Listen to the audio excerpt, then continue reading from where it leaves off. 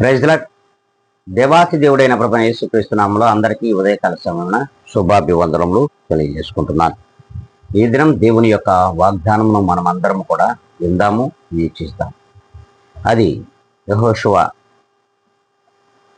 గ్రంథంలో నుండి 10వ అధ్యాయము 19వ లేఖనాన్ని మనం చదివినట్లయితే, మీ దేవుడైన ప్రభువు మీ శత్రువులను మీ యొక్క చేతికి అప్పగించి ఉన్నాడు.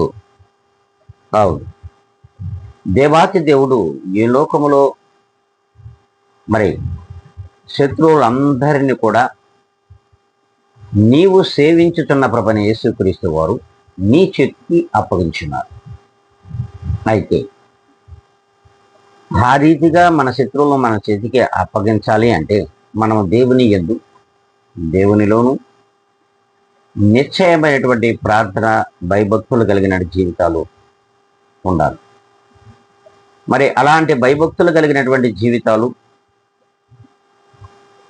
సార్వత్రిక సంఘములలో విశ్వాసులకు ఉన్నాయా లేవా? మనలను మనము ఆత్మ పరిశీలన చేసుకొని, ఇప్పటికైనా అలా లేకపోతే ఈ దినము నుండి అయినా సరే మీ ఆత్మలను దేవునికి అప్పగించుకొని అట్టి ప్రార్థనతో నువ్వు గాన ఏకీభిస్తే ఖచ్చితంగా దేవాతి దేవుడు నీ శత్రువులను మీ చేతికి ఖచ్చితంగా అప్పగిస్తాడు, అప్పగించి ఉంటాడు.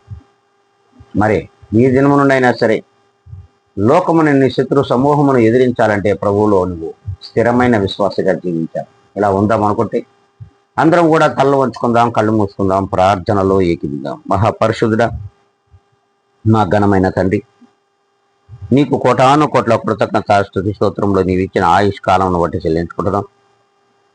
ప్రభా నాయన, వీక్షించుతున్న ప్రతి ఒక్కరిని మీ చేతులకు అప్పగిస్తూ ఉన్నాను. నన్ను నేను అతి మిక్కిలిగా తగ్గించుకొని యేసు క్రీస్తు యొక్క దివ్యమైన నామములో అడిగి వేడుకొని ప్రార్థిస్తున్నాను మా ప్రియ గొప్ప పరలోక తండ్రి. ఆమేన్.